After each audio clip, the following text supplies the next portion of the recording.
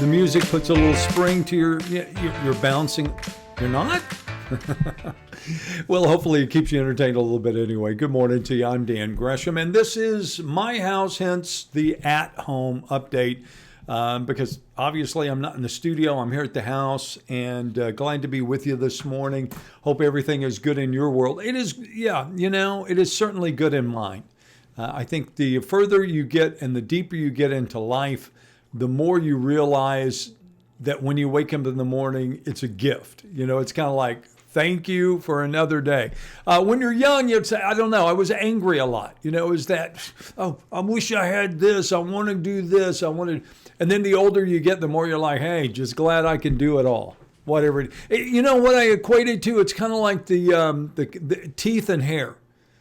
It's like people, it's like, oh, I hate the color of my hair, or my hair's receding. I'm like, I don't care what color, gray, whatever. I'm just glad to have hair.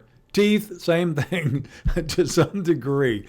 What a way to start the morning. But anyway, we'd love to hear from you this morning. This is a Facebook live stream, which is the same essentially as a Facebook post. Only obviously it's video and it's live and it's a little bit different. But you can post up, you can talk to us, you can tell us what's going on in your world. I see what you're saying. I can talk back to you. You can talk to other people in the group. So we have a community that we've created, and we like the idea that it's a good way to exchange information. Like Darlene Parfait, good morning to you. Hi, Mary. Scott's up with us this morning. Sabrina is here this morning. Janetta, all is well with the family, I think. Carlene Pardue is here with us this morning as well. Hi, Connie. Dawson is up this morning, as is Shakara. Of course, it wouldn't be the day. It would not be the day. It would not start the day if we did not have Jason Carey with us this morning. Hey, Jason. Teal is also here with us this morning as well. Renee is up this morning. All right, so here's one person who says, yes, the music does put his little spring, kind of gets you bouncing a little bit as we come into this. That's good. We want you on the upswing. Jessica, buenos dias to you as well this morning. Or hola, good to see you. Carrie O'Shea, top of the day. Why do we not use that one anymore? There are some greetings that when you use them with people, they kind of do like my dog does when I say something to him. Like, what? Yeah, but it used to be top of the day. People knew what that meant. It was good morning. Hey, how's it going? Something like that. Jeannie Foster wants to know, we're going to have sunshine today. We will have sunshine today mixed with clouds and a chance of showers. My take on what I heard this morning on the forecast, Jeannie, was that it's not going to be that 40% chance of showers they originally thought, but maybe about 20% coverage. But you know how that works. Greg Boswick got an inch of rain yesterday at his house, and it was only supposed to be a 10% coverage. So coverage area has nothing to do with intensity or duration. It's just about who is going to see it. So when they say 40%, they're not talking about 40% of your day it's going to rain. They're saying that at any given time during the day, 40% of the area could see rain. But today, again, they've reduced that down to 20. So at any given time, 20%. Could be yours, could be somebody. You may not see any. Good chance you won't. We didn't see any yesterday. Hi, Amber. Hope all is well over in Vidor as well. Amber is up with us this morning. Jeannie Foster is up with us this morning. I see Betty Jones is here. Amber, Tanya, Cindy Caruth is also up with us. Hi, Cindy. Glenda, good morning to you. And the list just goes on and on. It would take me a while to get through all these. And know this, if I don't say or you don't see your name on the screen, it's not that I don't see them. I do, and I read them all. I'm always glad to know where everyone's at and, that they're here. Like, I need to know that Terry Wood is watching from Vinton this morning. I need to know that Vinton's okay. I need to know that my folks in Lake Charles, that you are progressing, right? That you're moving forward. It's a slow process. It's never easy. Anybody who's ever been through recovery knows that. Hi, Richard. Gina, good morning to you. It's a slow, tedious, time-consuming, sometimes push you to the limits of what you think you're physically and mentally can do. when you're having to come back from a storm. Anybody who's had to rebuild, anybody who's had to recover from a flood knows exactly what I'm talking about. So, to our friends in Lake Charles and in Orange and in Sulphur, and I could go on with a list, Cameron, Hackberry, DeRidder, Iowa, Newton. I mean, there are a lot of folks who are still recovering this morning from this hurricane season. So to you, my thoughts go out to you. And I also say hang tough, because you can get it done. You will get it done. It may not go as quickly as you want it to, and it never usually does, but it will. Essentially, it will. You will achieve that. Cindy Caruth, I'm going fishing on Thursday. Better have good weather. I'm not saying it. No, Cindy, you're fine. In fact, they're saying that what rain we do have for the rest of the week is going to be pretty much like today. Oh, Richard's in Rye, Texas this morning. All right. Adam, good morning to you as well. And also good morning from Annette Deans and Pam Williams as they drop by. For those who don't know, maybe it's the first time you just stumbled upon this and you're like, what is this? It's not a newscast. I say that over and over because it's not. It's not a newscast. There are no scripts here. I don't have anything written down. This is all just me and you, talking to each other and talking about things that are going on in our world. And what is our world? In my opinion, our world, and this is just me, our world, my world, is what happens in my very, very small circle. That's my world, really. We can talk about all these things. We can talk about what's happening in Austin or Houston or Dallas or Washington, D.C., but the reality is my world is what affects me. And what affects me most are my friends and family, and not in that order. Honestly, family, then friends. And to be somebody who doesn't think about themselves, to put it out there, to look towards other people. What can I do for somebody today? That's my world. Now, what your world is totally different, but that's my world. And I like my world. I'm comfortable in my world. And I'm probably much more comfortable there than I am with the idea that, it involves the entire state, the entire country, the big picture. I guess a lot of us are more focused on the smaller picture. And I think sometimes when you do that, some of those things that you see or perceive to be issues can go away. All right, so let's talk about what's going on. But anyway, this is a casual approach to the headlines. I guess that's where I was going. To tell you that if you're looking for a newscast, you can turn over to KFDM TV and KBTV and you can find that. But if you're looking for just some conversation, maybe this is the place to be. Here's our headlines today from KFDM.com, your first stop on the internet. And you can see among the stories we're following today are national and local stories. We are talking about early voting continuing to surge as we get into the second weekend. We had a fatal car crash this morning in Vidor on I-10 West. DPS investigating. Apparently, it involved a man trailering a car, stopping on the interstate, and somebody colliding with the trailer. The driver of the car and two of his passengers taken to the local hospital, and another person was declared dead at the scene. So, horrible story. Not only that, it has shut down the interstate westbound at 1442. So if you know somebody that's coming from Houston headed for Baton Rouge, do them a favor and call them and tell them what's going on. Maybe they want to wait a while before they leave Houston because they're saying it could be hours before they get that back up and running again this morning.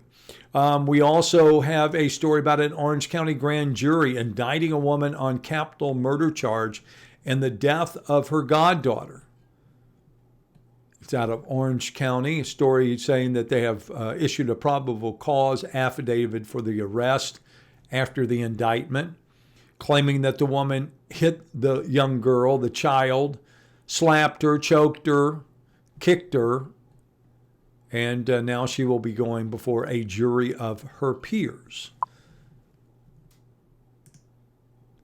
Also this morning, I did say westbound, right? I'm sorry, if I said eastbound, it is westbound. That's where the traffic is. Somebody is telling me that it's westbound. If I said eastbound, it's westbound. Westbound. That is the direction of the traffic issue. Also this morning, if we want to look at things that are happening, I want to talk, we were talking about early voting. Houston Chronicle this morning, Abigail Rosenthal with the byline on this story that says Texas leads the country in early voting numbers. Over 4 million Texans, 4 million, have already gone, stood in line if they had to cast their votes. That's pretty impressive. You know, what percentage would you think of people will actually vote before this is all said and done? We're all breaking records. Harris County breaking records, Jefferson County breaking records, Orange County. But what percentage of people do you think will actually vote before this is all said and done? In your mind, what are you thinking? 30%? 60%? 80%? Do you think there's any way you could ever see like 90%, 100% of people who are registered to vote actually go to the polls and vote? I don't see it. I just don't see it. I want to, but I don't. I just don't. Lovely if we could get to 80%. That would be terrific for sure. But still impressive, the numbers we've seen so far. And here's a story that I wanted to bring to your attention as well. This is from the Texas Tribune. Texas on the cusp of another COVID-19 surge. Is the state better prepared to handle it? Experts say Texas is more prepared, but they fear that if the state fails to control the outbreak, it could spiral out of control. Do you think there's any case that Texans would stand for another lockdown? Don't you think that it would probably take true crisis numbers? I mean, people dying in shocking numbers for people to even think about that? After all the blowback from what happened last time? But cases of COVID-19 in parts of Texas surging, but in Jefferson County, that's not the case. But health officials say we've got to keep an eye on what's going on. And if hospitalizations start ticking upwards, then it could be a problem. On Monday, at least 4,319 patients were hospitalized with COVID-19. But that's a whole lot less than where we were in July. That's more than half of where we were in July. So it's a number we're going to have to continue to watch. James DeWitt, the Dean of Clinical Affairs at Baylor College of Medicine, says, I'm no longer pondering if we're going to see a surge. He says we're already seeing it. And I know, and I know you would say you know as well, we certainly have pandemic fatigue. We're all done with it. You know what I'm saying? Did you hear the comments that the president made yesterday in a phone call to staffers saying people are done with it? They're tired of it. They don't want to hear about it. They don't want to talk about it. No, we don't. But we can't be ignorant either, right? I mean, you can't just ignore it and pretend like it's not there. So as we've said from the beginning, it's here. It's not going anyplace anytime soon. So we have to learn and we have to figure out what we have to do to be able to live with it, within it, among us, right? And it's up to the individual, I guess, to decide what that means and how you're going to do it. But anyway, I just wanted to point out, and tomorrow we'll go to the dashboard and look at some of those things. All right, one more news item for you this morning before we hit the highway here. Mics will be cut for portions of the final presidential debate after commission adopts new rules. USA Today reporting this, but so is everyone else, where the Commission on Presidential Debates is now saying they're going to mute the microphones of Trump and Biden as the other gives their 2-minute opening statements at the beginning of each of the 6 topics that they're going to do coming up on Thursday night in the debate. Good idea or bad idea? Good idea or bad idea? I think a majority of people are going to say, hey, it's a good idea, right? Because it doesn't matter who, neither one of them will be able to interrupt And that's not really true. My wife and I were having this discussion, and there will be open microphones and there will be open discussion and open interaction in some parts of the debate. But what they're trying to do is prevent one from talking on top of the other during their initial statement. You know, wouldn't you like to see this? Of all these things wouldn't you like to see candidates from either party really address the questions that are asked of them instead of going, oh, I got to get my talking point in? Instead of immediately going to whatever somebody's planted into their head that this is the most important thing you can talk about, that they would actually listen to a question and respond to a question. I saw a great interview this morning, and I'm sure you can find it on YouTube. A New Zealand journalist talking to a politician. And I mean, it was the kind of interview that I like to see because she held his feet to the fire. It wasn't like, oh, okay, whatever your answer is. I mean, she was obviously very well educated about the issue. And she said, here's the question. Please don't answer it with another question. I need you to tell me straight up, what you think about this. We'll see. We'll see if they do any better. They didn't. The presidential candidates didn't answer the question. The vice presidential candidates really didn't answer the question. I feel sorry for the moderators. They work hard. They try to come up with intelligent questions. You ask them, and then people avoid answering them. But anyway, we'll see what happens. But again, microphones, the mute button will be on. All right. And for people who say, oh, that's not a debate, then you don't understand what true debate is. It's not about interruption. Debate is very organized. Real debate is very organized. You don't talk over each other. You have 2 minutes. You say what you're going to say. I respond to what you just said in my 2 minutes. And there's no need for people to be over the top of each other. That's not what a debate is. A debate is very structured. A debate is very organized. But what I was going to say was you can kill the microphones, but you'll still be able to hear people talking in the background unless you put them in soundproof booths. Now, you may not agree with what a moderator says, and you may not agree with the questions that they ask, but I guarantee you those people took time to write down the question. They took time to come up with questions.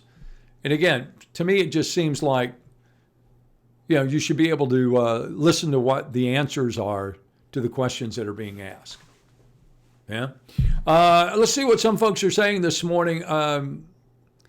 Richard Cloud says, are really saying they won't broadcast it? No, what they're saying is that they will do this, but the only way that they want to do it is if they have these rules in place and people are willing to follow it, no matter who it is. Now, what will be interesting, Richard, is to see what the party's reaction will going to be. We kind of have already an idea. Joe Watt says moderators have been biased. Can't deny this. I think, though, Joe, doesn't it come down to what your particular point of view is as to whether the moderator is biased? You say, oh, no, that's not true. That's not true. The questions are just unfair. And then the other question that has to follow that is, then why? What makes it unfair? What made it biased?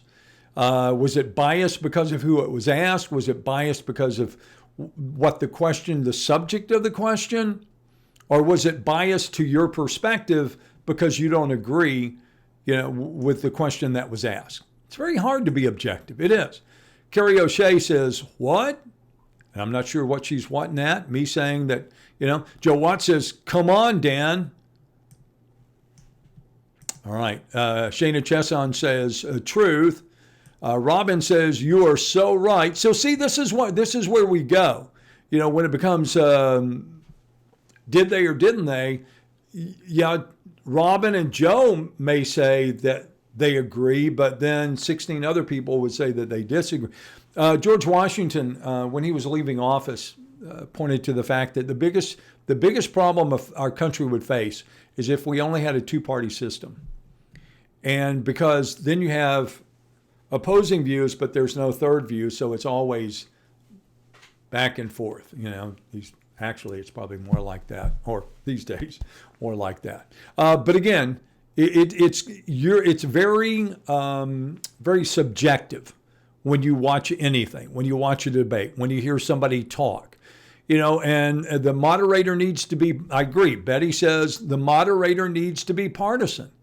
And I think a lot of people would argue, or some people would argue they are. Other people would say, no, they're not.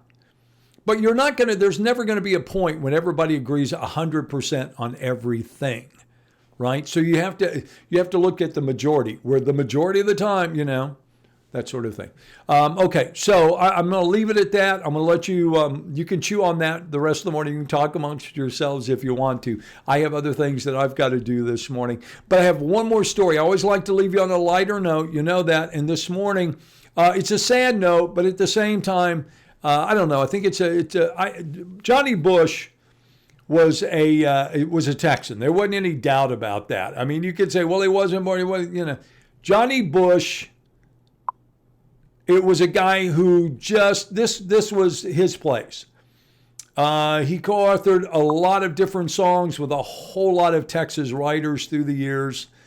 Probably biggest hit that Johnny ever had was Whiskey River. And of course it went and was recorded by a lot of people. But when Willie Nelson recorded Whiskey River, some people, and again, this is where we come back to that idea of subjective, because there are a lot of people that I don't like Willie Nelson. There are a lot of people who love Willie Nelson. So it's a matter of personal taste. But a lot of people would say that was the quintessential version of Whiskey River. And Johnny Bush never resented Willie Nelson for his success with this song. I have no doubt, though, don't you think, somewhere along the way he probably thought, man, I wish I could have had that kind of success. But it's a great story, and it talks about, the origin of the story, the origin of the song. It's just well worth your time. If you like Willie, or if you know Johnny Bush, and again, he was a very capable singer on his own. There's no doubt about that. But check it out. Good story again. Byline for John Spong. And this is at Texas Monthly, the late Johnny Bush. All right, that is it for me. I have got to scoot. I have things that I have to do today, and I'm sure you have things that you need to do too. So you go out and take care of those things. Remember, you can follow us on Facebook, KFDM News, where you are right now, or on Twitter. You can check out what I'm posting there, Morning TV Dan, or you can also go to YouTube. You can subscribe to the channel. We post all of these updates there. That's Dan's at Home. All right, remember, be civil to each other today. Go out and make it a great day. Take care of your business, but be careful, and we will look forward to seeing you back here tomorrow morning, if not bright and earlier on the television show.